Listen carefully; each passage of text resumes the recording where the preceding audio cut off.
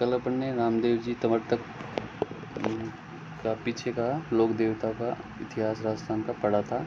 आज अपन स्टार्ट करते हैं रामदेव जी तंवर से। रामदेव जी तंवर वंशीय थे। इनके पिता का नाम अजमल जी था। रामदेव जी का जन्म माता के गर्भ से न होकर एक अवतरित रामदेव जी ने अवतरण लिया था। इनकी माता मेनादे उड़ू काश्मीर गांव बाड़मेर शिव तहसील में इनका जन्म हुआ। ये मल्लीनाथ जी के समकालीन थे और बचपन में इन्होंने मल्लीनाथ जी से पोखरण हस्तगत किया था। पोखरण क्षेत्र में भैरव नाम का क्रूर व्यक्ति का आतंक था। इन्होंने समाप्त किया आतंक को। इनका विवाह नेतलदे से हुआ। नेतलदे उमरकोट के दलजी सोडा की पुत्री थी। बाद में इन्होंने पोखरण अपनी भतीजी को दहेज में दिया तथा पोखरण के पास में ही एक जगह है रूणेचा, जिसको रामदेवरा के नाम से जाना जाता है। रामदेवरा इन्होंने बसाया। 1458 ईस्वी को इन्होंने जीवित समाधि ली। भाद्रपद महीने में शुक्ल द्वितीया, जिसको बाबेरी बीज बोलते हैं, मारवाड़ क्षेत्र में दूज को बीज बोला जाता है, से एकादशी तक, भाद्रपद शुक्ल एकादशी तक इनका मेला लगता है। एकादशी को इन्होंने जीवित समाधि ली थी। ये सांप्रदायिक सद्भाव का मेला होता है। हिंदू और मुस्लिम धर्म के अनुयायी इसमें भाग लेते हैं। हिंदू इनको कृष्ण का अवतार बोलते हैं, विष्णु का अवतार बोलते हैं। कृष्ण का अवतार राजस्थान बोर्ड की बुक में है, विष्णु का अवतार अपने हिंदी ग्रंथ अकादमी की बुक में लिखा हुआ है। मुसलमान इनको रामसा पीर के नाम से पुकारते हैं। थान वृक्ष के नीचे ऊंचे चबूतरे पर रामदेव जी के प्रतीक चिन्ह को थान कहा जाता है। कामड़िया पंथ की रामदेव जी ने स्थापना करी थी और इनके अनुयायी द्वारा 13 ताली नृत्य किया जाता है। आगे अपन देखते हैं कि इन्होंने जाति पाति का विरोध किया, मतलब हिंदू और मुस्लिम में भेद नहीं रखा, इनमें समन्वयता लाने का प्रयास किया। रिखिया, इनके मेघवाल भक्तों को रिखिया कहा जाता है। ये मूर्ति पूजा के विरोधी थे। इन्होंने मतलब लिखा है, पूजत पूजत उम्र सब खोई, सुपने अकल नहीं आया। मतलब इंसान ने पूजते पूजते पूरी उम्र खो दी लेकिन फिर भी अकल नहीं आया। रामदेव जी मूर्ति पूजा के विरोधी थे। पुनर्जन्म के भी विरोधी रामदेव जी थे। अब अपन बात करते हैं कि रामदेव जी के वंशज मरने पर जलाए नहीं जाते बल्कि गाड़े जाते हैं। कुछ इनके उपनाम है। पिछम धरा के बादशाह, मतलब पश्चिमी धरा के बादशाह, हिंदवानी सूरज, धवली धवजारा धनी, लीलेरा असवाल, लीला घोड़े को कहा जाता है, निष्कलंक नेजाधारी, नेजा पताका ध्वजा को कहा जाता है, वीर थे, समाज सुधारक थे, पुनर्जन्म नहीं होता। रामदेव जी ने ये कहा पुनर्जन्म नहीं होता, वर्तमान में ही आपको जो श्रेय और साधन की प्राप्ति करनी है जो वर्तमान में ही करें, पुनर्जन्म इनके अनुसार नहीं होता है। इनकी भक्त डालीबाई ने भी इनके साथ समाधि ले ली थी।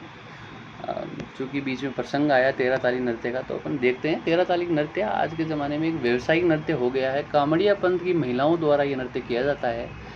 रामदेव जी के मेले के दौरान भाद्रपद मास में ये नृत्य विशेष रूप से आयोजन किया जाता है। 13 मंजीरे बांधकर महिला, जिसमें 9 मंजीरे दाएं पैर पर, 2 मंजीरे दोनों हाथों की कोहनियों पर तथा 2 मंजीरे हाथों में पहनकर कर्तव्यनुमा नृत्य करती है। साथ में पुरुष वाद्य यंत्र बजाते हैं, तानपुरा व चौतारा। इसका 13 ताली का मुख्य केंद्र पादरला, पाली में एक जगह है पादरला, वहाँ है। इसकी मुख्य नृत्यांगना के बारे में क्वेश्चन पूछा जाता है तो मांगी बाई इसकी मुख्य नृत्यांगना है। साथ में लक्ष्मण दास जी का भी नाम कहीं ना कहीं इसमें आता है।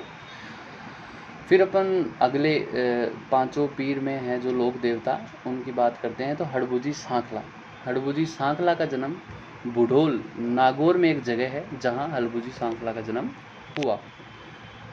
इनके पिता मेहाजी सांखला थे। ये रामदेव जी के मौसेरे भाई थे। एक प्रसंग है कि इन्होंने जोधा को मंडोर जीतने का आशीर्वाद दिया था। राव जोधा थे, उनको मंडोर जीतने का आशीर्वाद दिया, वह कटार भेंट की थी। तो मंडोर जीतने के बाद राव जोधा जो कि 1439 से 89 तक राज्य करे। तो मंडोर जीतने के बाद हड़बू जी को जोधा ने जोधपुर में एक बेंटी नामक स्थान हड़बू जी को उन्होंने दिया। तो फिर अपन देखते हैं कि रामदेव जी से प्रेरणा पाकर इन्होंने अस्त्र शस्त्र का त्याग किया तथा गुरु बालीनाथ जी से इन्होंने दीक्षा ली।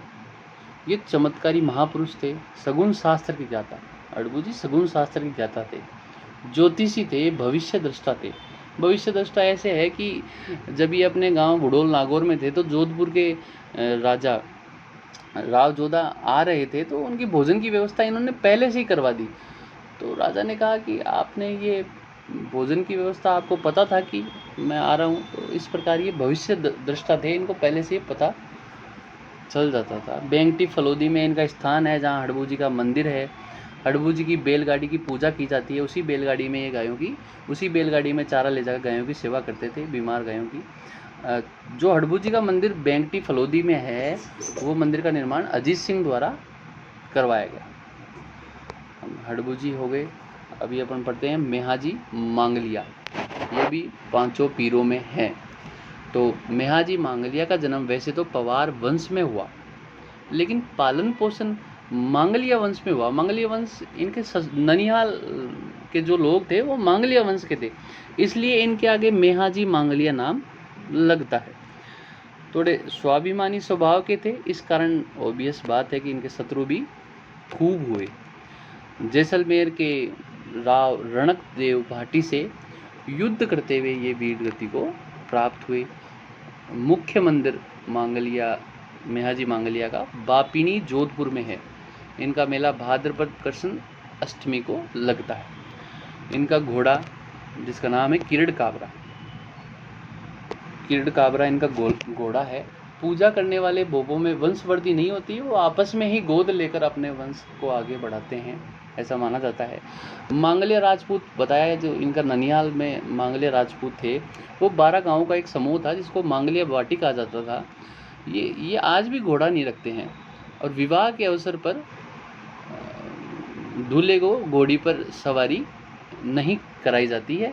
ये मानते हैं कि घोड़े पर असवार तो केवल मेहाजी ही हो सकते हैं, और उनका एक ही घोड़ा है किरड़ काबरा।